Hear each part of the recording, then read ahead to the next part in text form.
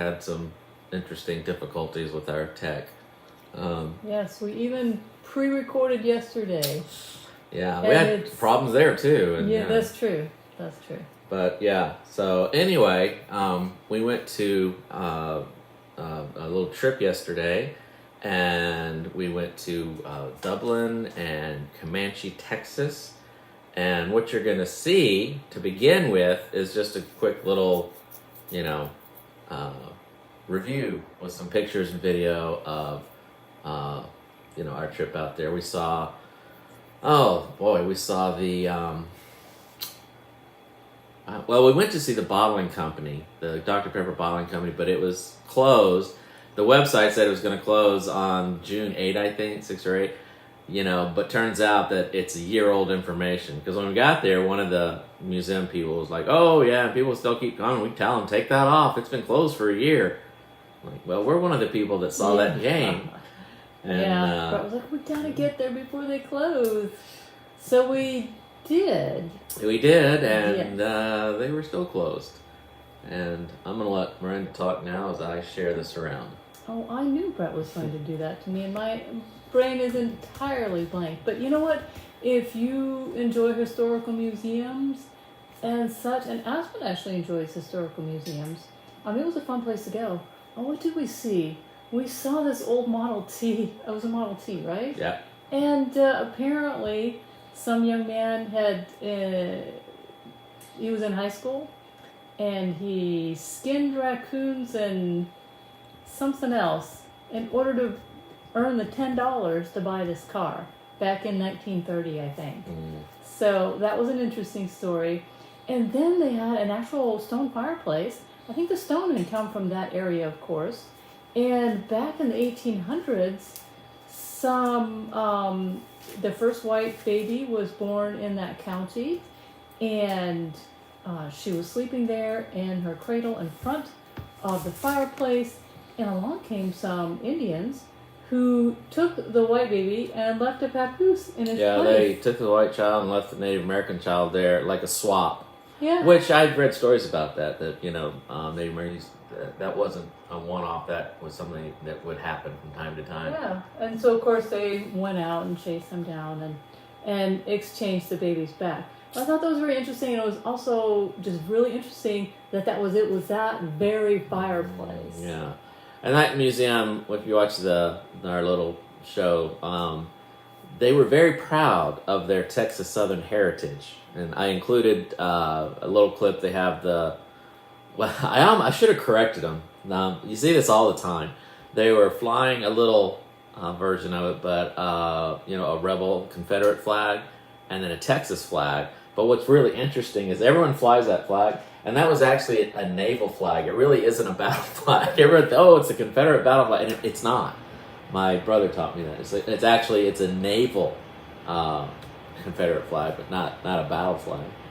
And they also had, because they had a lot of people that were in the Civil War, and they had a Nazi flag because there was people from that county who fought in the war, and they had a lot of the stuff they brought back in one of their rooms. Had these different rooms. Oh, that was interesting that a bunch of Americans signed the Nazi flag. Yeah.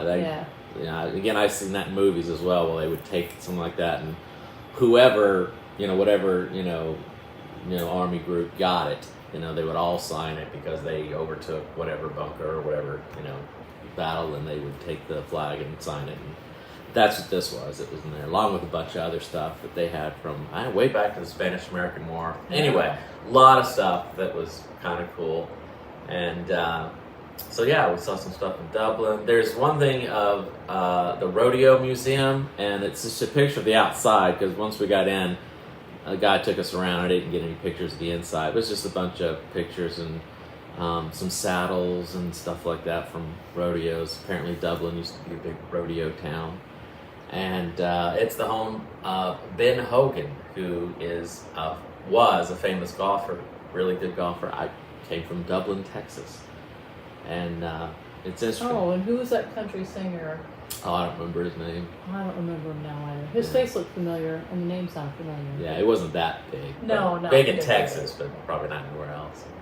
Anyway, it was kind of a fun trip. We got to the Dublin City Park and we recorded our S.A.L.T. and so we'll do that. And had a picnic. We had a picnic. Yeah, had a yummy picnic. And that's what you're going to see. The first thing you're going to see is just a little 2.5 minute, hey, here's some stuff we saw in Dublin and Comanche, and then right into the S.A.L.T. broadcast. So anyway, sorry you were late. Hopefully we'll get all these difficulties and technicalities ironed out. Ironed out. Oh, speaking of that, they had a gas iron.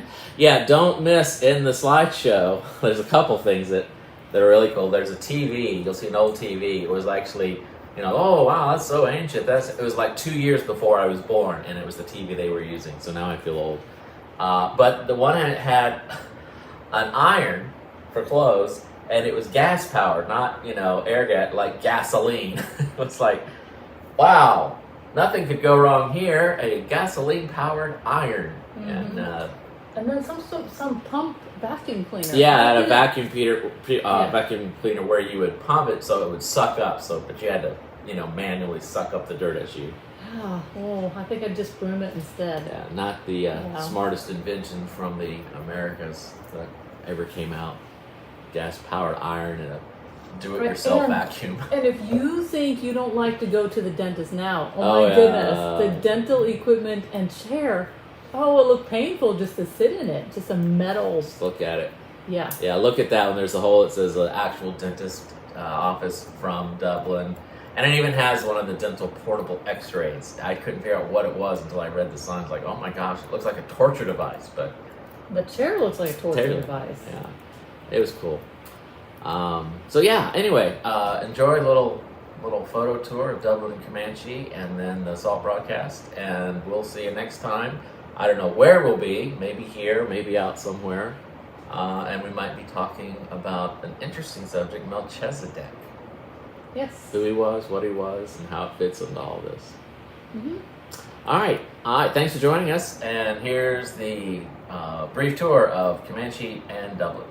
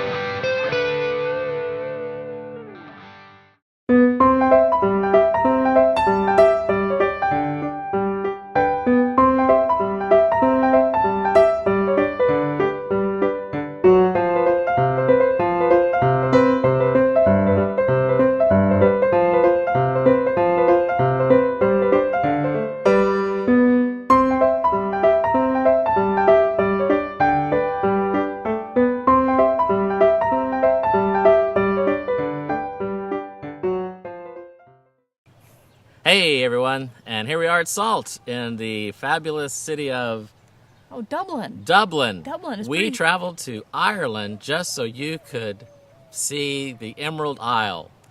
Yeah, it's pretty cool because I'm actually part Irish. Oh yeah, that's true. Yes. It would be. Yeah, no, this is Dublin, Texas. A little bit different than Dublin and Ireland, but Dublin, Texas.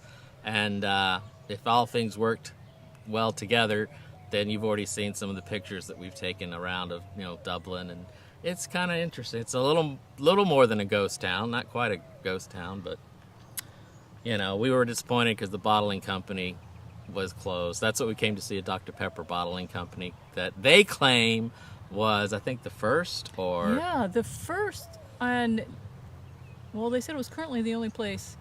where they still use sugar, cane sugar, still using cane sugar. Yeah, But there was a little museum, a little soda shop, and da-da-da. But it's all shut down now, apparently. The one in Waco, I guess, that's the big home of the Dr. Pepper bottling. But these guys claimed they were the first, but now they're out of business. And it was very sad, because they weren't supposed to close till the 8th. And we came today because we thought, well, let's get there before they close. And apparently they've already closed. But here we are in Dublin. Here we are in anyways. Dublin because Yes. we are learning to be content no matter the circumstances, even when the sites you came to see are no longer seeable. Yes, and when technology Doesn't work. is not as helpful Yeah. to life as Yes, it's supposed to be. Yes, making your life easier, not harder. Yes. But anyway, but we are kind of cool here in Texas, and we're going to go down to another little town, Comanche. We haven't been there yet, so I can't tell you if there's pictures a part of this video or not, but there might be from Comanche, Texas as well. But we thought we'd shoot here on location, and we're in the city park in Dublin. And today's topic is being content in all circumstances, or making peace with all circumstances. Making peace with all circumstances. Yeah. Yes. And we're so, also- cue we're to also- Miranda. We're talking about Noah. It's funny because I like to keep my titles in the iPad simple, so that should I want to go back to Noah or Abraham or something, that Brett likes to give them all some sort of fancy creative name, which is great, until I need to find something about Noah or Abraham, and then I don't remember. Different. I don't remember the Creative title. titles. Yeah, Yes. So today we are talking about Noah, and it was actually my birthday this last week, and the night before my birthday, I actually really wanted to I wanted to get started on writing S.A.L.T. for this week, and so it actually works really well if I get a thought in my head and just start thinking about that when I wake up the next morning. So I did. I kind of read through some stuff, and I came across a little thought from one of my old journals that I thought I'd focus on that and see how I could make it fit with the story of Noah. So basically, I'd written in my journal that I'd been thinking about all of God's blessings to me, and I thought, you know what? It would take a semi-truck or more to hold all of God's blessings to me. And then in my head, I saw this little fast sports car just pull right up. I thought, well, that's an interesting thought. That's all I'd written in my journal. I hadn't taken it any further than that. So I started thinking about that. In Matthew 5, Jesus talks about blessings, right? Blessed are these people, blessed are those people. And one of them, the very last one, basically says, part of it is basically, blessed are you when people lie about you and say all sorts of evil about you that isn't true. And I don't know about you, I have had that happen a handful of times in my life. And it's really not very fun. Well, the first time that it happened, you just want to proclaim to the whole world that this did not happen. And yet, I realized that they had already heard this juicy bit of gossip, basically, and it's hard not to believe that. And so I came to the conclusion that while sometimes someone might actually ask me about the situation and then I could share with them the truth, that otherwise I knew the truth, I knew what had happened, and so outside of that, it just didn't really matter. And so I let it go. I made peace with my circumstances, if you will, and moved on. Yeah, that happened to me a lot. Like, and I can't do the entire story because it would take way too much time. But like when I was at Southern, my first 2 years at Southern College, when I was in college, my first 2 years I was not the epitome of a great student, and I got into some stuff, and I'd gone into college kind of with this squeaky clean, ooh, class pastor kind of personality. I was taking religion, theology, and yet when I got to college, my first 2 years, I kind of went off the rail, and I got into some drinking and stuff, and I got a reputation. And I left after 2 years to go be a task force worker, and I had my big turnaround, and that was the whole story too. But when I came back, all the administration thought I had left, like just gone away, or actually had been like kicked out. And when I came back, they were all really shocked to see me, and like, what is he doing back? The deans and and I had this reputation that I could not shake for the rest of my time there. And it really came when I started being editor of the newspaper, and I really started hearing from my sponsor and some of the staff. Was like, what did you do? Why is everybody out to get rid of you? And I'm like, what? And that's the kind of thing. It's like, it wasn't really a lie so much, but as it was not true anymore. And everyone expected, me to do something stupid or to be that person they thought I was. Mm-hmm. And no matter what I did to defy their, negative expectations, I could never really outlive that, Right, and so in a sense, they were believing the lie that you were still that person. Yeah. Yes. And when I would tell them, no, I had a, conversion, had a story, experience, and everything, they wouldn't believe me. And they're like, And you did. Eventually, I had to make peace with it. It's like, well, I don't care. I'm not going to do what they expect. I'm going to, keep going. Even though I know they think the worst of me, I'm going to, I had to make, like you say, I had to come to terms with it for myself. Like, well, what they want to think is what they want to think. And I just need to do what, I am convicted to do or think is right. Mm-hmm. Yeah, and recently we went through another experience kind of like that. But I finally got to the point where I added another layer to the concept of, when people lie about you, how to handle that. And basically, it's like quit fighting for yourself. Mm-hmm. Quit fighting for yourself, and just let God fight for you. Because the Bible is full of stories where God fights for His people. Mm-hmm. And take Jericho for example. He just said, "March around the city 7 times, and the walls are going to fall down." Okay, I can't see the benefit of not fighting for myself sometimes. And yet, clearly, when God fights for us, it is so much better. And my favorite story in the Bible, 2 Chronicles 20, where this massive army was coming against Israel, and they didn't know what to do. And so God's Holy Spirit came upon this one guy after they prayed, and he said, "You know what? Tomorrow, go out to meet the enemy, but don't fight, because this battle belongs to God." And so that's what they did the next day. They sent the choir out first, actually, praising God. And God fought for them, and they didn't have to do any of the fighting themselves. Mm. And so the problem is, like, when people lie about us and such like that, we want to stand up and fight for ourselves because we feel like we need to defend ourselves. But there's more. Life is better. It's more like... it's that fast little sports car pulling up. We don't have to carry around the burdens of that. We can just let it go and zoom right past that.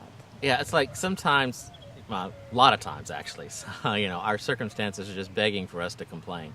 And I've been that place a lot of times. Like, well, I have some pretty justifiable things to complain about. But complaining really doesn't do a whole lot for you. It doesn't help change the situation. In fact, it just kind of can bring clouds of doom and despair on you. And I'm trying to think, what was that VeggieTales? The carnival of complaining. And instead, you're to be, help me out, Aspen, shining stars of shining stars of thankfulness, Thankfulness throughout and the universe. That's right. Shining stars of how God's blessed us and taking care of us instead of complaining. Yeah, sometimes I say, you know what? I'm not complaining. I'm just stating the facts. Yeah. But this really not a good idea one way or the other. But you know what? Today when we were driving here, there was a police officer on a motorcycle, right? Coming at us, yeah. Well, at first I saw one of the little pickup trucks, that has wide load on it. Yeah. And I thought, oh, there's the wide load coming up. Yeah. But you see those on the highway and you just keep going. And then there was this cop on a motorcycle. Yeah, and motioning everybody in our lane to get over. Yeah, I thought he was waving, so I'm like, oh, hey! And I'm like, yeah. oh, get over. Right. Yeah, and then finally we did see the great big building that they were hauling there. And behind them, the longest line of cars, and there was no way to pass. No. And I said to Brad, I bet every single one of those cars is complaining about their situation. And there was nothing really that they could do about it. Absolutely nothing. No, because there's no way the cops aren't going to let them around, and so they just had to wait till whenever this thing pulled off to the side or they got a passing lane or something, Yeah, so I hope they put on their favorite tunes or something and just made the best of it. That's where you go. And then it made me think of times like when we're driving up to Dallas or something, and I hate traffic and I hate waiting, and I try to tell myself, well, now's the time to, don't worry about the traffic, and let's talk about some stuff and let's enjoy the time we have together. I'm still not great at it because I'll sit there like, so tell me about your day, Miranda. Yeah. And like, press this guy. Yeah. Aspen's been witness to my several times honking. You're like, get over, you idiot! Jesus loves you, and then pass them. That's a bad habit I'm passing on to Aspen. But yeah, I had nothing to complain about compared to the people today in the long line. There really wasn't very many people out on the road today. Back roads of Texas, it was kind of But there was plenty long line after this building. And I'm not saying that you shouldn't process things. We don't say no, you don't. Complaining. Don't say anything negative. Don't say that. It's fine to process things with friends and people to when you're really frustrated or something's coming up and it is maddening or anything. It's okay to process those kinds of things. I mean, complaining is more about sitting in that negative cycle and spinning your wheels and not getting it. It's not productive. It doesn't help. Processing is different from complaining in that you're able to express your feeling, your emotion, get behind it, put it behind and move forward. And, that's good and healthy. Complaining just keeps you in the same, rehashing the same negative thing over and over and over again, and it doesn't do anything. It just like spinning your wheels. Right. Which takes us to our Bible story of Noah today. Yes. And, we think of Noah as blessed. Noah and his family is blessed, right? Because God gave them the message that the world was going to be flooded, and he gave them the instructions of how to build the boat. And his family was actually the only family that was saved, right? And yet, those 120 years, what a time of complaining that could have been, Could right? have been, yeah. I mean, I can imagine, they spent 120 years building the ark. Building stuff is a lot of hard work. Yeah. And then 120 years of preaching to people who really didn't listen to you, who laughed at you. 120 years of people scoffing at you. Yeah, where is that rain, Noah? Where is it? Huh? I get frustrated, like, when we were in churches and I was pastoring and I would preach a sermon right after, like, oh, what'd you think? And like, oh, what'd you talk about? I'd be like, no one's listening to me, Yes. After one sermon. I can imagine Noah after 120 years, 120 well, years, nobody got it. Yeah, and some of these were no doubt people that he had, he probably prayed for them and spent some personal time with them, and he probably went to their grocery shops or whatever, if you will, and had business transactions with them, and saw their kids grow up and things like that, So I can imagine it would have been easy to complain as well. Okay, so then they were shut up in the ark for, it was over a year. And there was all the rain and the being tossed about. Oh, I don't know about you guys, but boat rides are not for me because I get seasick. And I tell you what, seasick is not fun. Like, not even remotely fun. It's like one of the worst things. It really is. So, I used to take the ferry up there in Alaska over on the Aleutians, and I tell you what, those big waves would come up, and if you hadn't gotten a room, all of a sudden, like, you know, not only you throwing up, but you're like 5 people around you throwing up as well. It was really just not good. But anyways, and so then there was all that time, you know, feeding and cleaning the animals and waiting and waiting and waiting. And then finally they know there's some dry ground out there because the dove brings back the olive leaf, and yet they're still waiting, you know, and I gotta hand it to Noah for not exiting the ark before God said, now you can leave. Because we've talked about Abraham and Jacob, who there were times in their lives they did not wait on God and they rushed ahead. And yet Noah, he waited, despite the fact that he didn't necessarily have to wait there at the end. So, but you know, he while we think, you know, yeah, this is definitely a time of complaining and stuff, I think that they must have spent a lot of that time sad because of the people that they had preached to for 120 years who hadn't joined them. It does make you wonder. I've always wondered about stories, you know, like, you know, in the end, you know, we're the last people, you know, that we know alive on the planet, and, you know, what they had to be thinking, you know, and that especially initially, you know, when the, you know, rain was coming and knowing, you know, everything's dying and everybody, and we're it, you know, and then all that time alone on the sea, and then again, like I said, you know, on Mount Ararat, and all of a sudden it's wait more, you know, and it would have been very easy to complain, especially in a boat full of animals. Yes, that generally doesn't smell particularly good, you know. Nothing like driving by a big old farm or something, and You get that in Texas here. Yeah, Nebraska too. Nebraska too. Oh, we're passing by a cow farm, I can tell. Yep. Yeah, so, but Noah, he and his family, they didn't wait in vain. They were waiting with hope. And he waited with purpose, trusting God's timing for things to happen. This is Noah making peace with his circumstances. And this is Noah, instead of loading up that semi-truck, complaining about his blessings, basically. This is Noah increasing his relationship with God and getting in that little sports car and zooming past the semi-truck that's going on an uphill mountain pass and looking in the rear view mirror, and next thing you know, he can't even see it. That's what making peace with our circumstances will do for us too.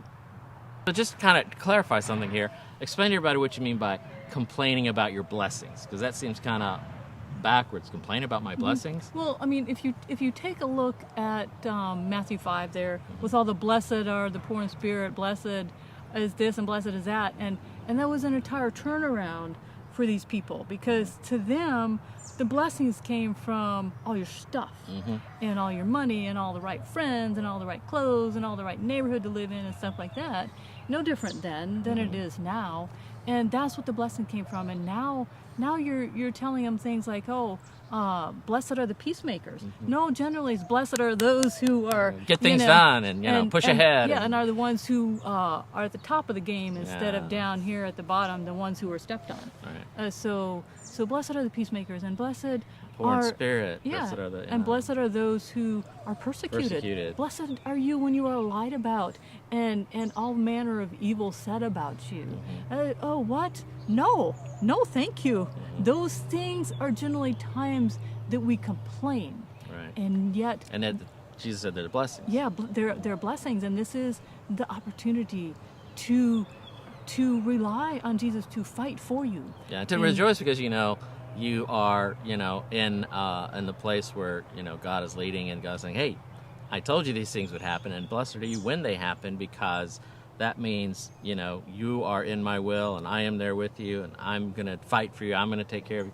And blessed are when you have these things, because these are the things that a lot of times bring us closer to Jesus, because of the times where we are persecuted and you lied about, Yeah, you know, yeah. and how we react to those things is what really makes a difference Yeah. in our personality, our character, in our lives. I've always said God's not so much interested in our actions as he is our reactions. Yeah, and those are the treasures that get stored up in heaven, yeah. instead of storing it up here on earth and complaining about it or anything like that, you know. And just like Jesus was turning those things around, no, not blessed when you have wealth and everything else, but blessed are when people persecute you. He was turning people's, you know, perspectives around, but it also kind of turns the things around when we're looking at those, and when we do become the peacemakers, when we do react with thankfulness, even though we're persecuted, we do react, you know, the way Jesus was talking about there, you find, wow, I am at a lot more peace, or I have a lot more peace no matter what's going on than I ever did before. And all of a sudden it's like, wait, instead of all these things, you know, destroying my life and bringing me down and you find yourself in a much more peaceful, you know, and close connection with God than before. Right, and you can move forward and move out of that situation, or at least the annoying part of it, basically, so much faster than when you sit there and complain about it. I mean, while Brett was trying to get technology to work today, I could sit here and complain about how long it's taking and how come they never work and all that kind of stuff, you know. And yet, it's not a very peaceful, fun place to be like that, right? So move on out of that and live with peace and joy, because it's going to happen, and the time is going to happen. Yeah. And the practical side of that is like, what do you do instead? You count your blessings. I'm like, because I was like, doggone it, I can't get this camera to work. And you start from the night, and then you start going, I have a cool camera. And I have my iPhone as a backup, and I have a microphone as a backup, and I'm glad I remembered today. And you start thinking about the positive things, the thankful things, and bam, how fast things turn around. Right, absolutely. And also like trying to, like, you say you walk into your kitchen and you're like, oh crud, I gotta wash the dishes again. You know, oh, all I ever do is wash the dishes. Sometimes it feels that way, right? You know, or whatever it may be. My word, the grass grows so fast, you gotta mow it all the time. And it's so hot out there, and so on and so forth. You know, and yet, you know what, then I say, oh, wait 1 second. I'm thankful that I have my own house to live in. I'm thankful that I have my own kitchen to cook in, and that I have my own dishes to wash, and I can load up my dishwasher how I like to load it up and not how someone else wants it loaded up. That sort of thing. You know, so there's a lot to be thankful for. Something that would look like a blessing and is a blessing, and yet we sit there and we complain about it. Which kind of brings me right here to the end on this thing where I was reading. Like, I have a friend that wrote a book about this, and I've actually read some articles and just done some study on it. It really makes a difference.